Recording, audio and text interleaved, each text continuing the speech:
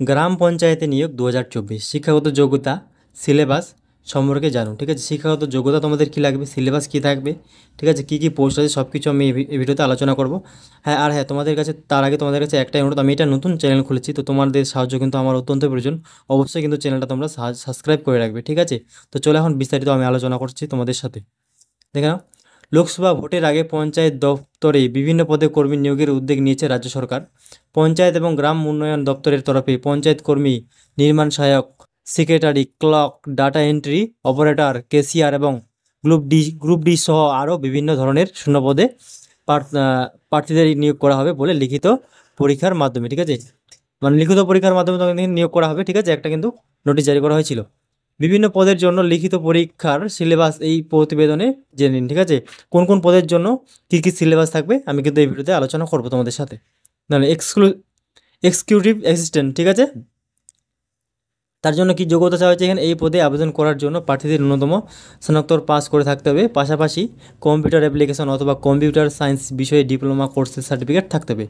বুঝলো, এছাড়াও social worker এবং গ্রাম উন্নয়ন বিষয়ে বিষয়ে স্নাতক ডিগ্রি থাকলে প্রার্থীদের অগ্রাধিকার দেওয়া হবে। ঠিক আছে, বোঝা গেল। এখানে কি, হ্যাঁ, এখানে এখানে নিম্নলিখিত বিষয় থেকে প্রশ্ন আসবে। ঠিক আছে, কোন কোন বিষয় থেকে তোমাদের প্রশ্ন আসবে, ইংরেজি, বাংলা এবং গণিত প্রতিটি বিষয় থেকে 25 নম্বর এবং সাধারণ জ্ঞান থেকে 10 নম্বরের প্রশ্ন হবে। ঠিক আছে, সাথে 15 নম্বরে থাকবে ইন্টারভিউ। বোঝা গেল। আর এই পোস্টের জন্য বেতন কী রয়েছে, 28,000 টাকা থেকে 74,500 টাকা পর্যন্ত কিন্তু তোমাদের এই পোস্টের জন্য বেতন দেওয়া হবে। বোঝা গেল। তারপর কি আছে দেখে নাও, নির্মাণ সহায়ক যোগ্যতা কী চাইছে এই পদের জন্য, এই পদে আবেদন করার জন্য প্রার্থীদের সিভিল ইঞ্জিনিয়ারিং বিষয়ে ডিপ্লোমা ডিগ্রি পাস করে থাকতে হবে। বোঝা গেল। এখানে নিম্নলিখিত বিষয় থেকে প্রশ্ন আসবে, কোন কোন বিষয় থেকে তোমাদের প্রশ্ন আসবে দেখে নাও। ইঞ্জিনিয়ারিং সিভিল বিষয় থেকে 65 নম্বর এবং সাধারণ জ্ঞান থেকে 7 নম্বরের এবং ইংরাজি বিষয় থেকে 13 নম্বরের প্রশ্ন হবে। ঠিক আছে, সাথে 15 নম্বর থাকবে ইন্টারভিউ। বোঝা গেল। এই পোস্টের জন্য বেতন কী রয়েছে দেখো, 28,900 টাকা থেকে 74,000 টাকা পর্যন্ত কিন্তু তোমাদের এখানে বেতন দেওয়া হবে। ঠিক আছে, তারপর কী আছে, সেক্রেটারি পদের জন্য যোগ্যতা আর বেতন কী রয়েছে তোমাদের এখানে, যোগ্যতা কী চাইছে সেক্রেটারি পদের জন্য, এই পদে আবেদন করার জন্য প্রার্থীদের ন্যূনতম উচ্চ মাধ্যমিক পাস করে থাকতে হবে, এছাড়াও ন্যূনতম 6 মাসের কম্পিউটার অপারেটিং কোর্সের সার্টিফিকেট থাকতে হবে। বোঝা গেল। এখানে নিম্নলিখিত বিষয় থেকে প্রশ্ন থাকবে, কোন কোন বিষয় থেকে প্রশ্ন থাকবে দেখে নাও, ইংরেজি, বাংলা এবং গণিত প্রতিটি বিষয় থেকে 25 নম্বর এবং সাধারণ জ্ঞান থেকে 10 নম্বরের প্রশ্ন হবে। ঠিক আছে, সাথে কি 15 নম্বরের ইন্টারভিউ থাকবে, 15 নম্বর ইন্টারভিউ কিন্তু তোমাদের সাথে একটা থাকছে। বুঝলে, এখন বেতন কী রয়েছে দেখে নাও, বেতন কিন্তু তোমাদের ভালো আছে একটা, 22,000 টাকা থেকে 58,500 টাকা পর্যন্ত তোমাদের কিন্তু এখানে বেতন দেওয়া হবে। বোঝা গেল। তারপর 4 নম্বর পোস্টটা কী আছে, গ্রাম সহায়কের জন্য কি যোগ্যতা চাওয়া হয়েছে, এই পদে আবেদন করার জন্য প্রার্থীদের ন্যূনতম মাধ্যমিক পাস করে থাকতে হবে, এছাড়াও ন্যূনতম 6 মাসের কম্পিউটার অপারেটিং কোর্সের সার্টিফিকেট থাকতে হবে। বোঝা গেল।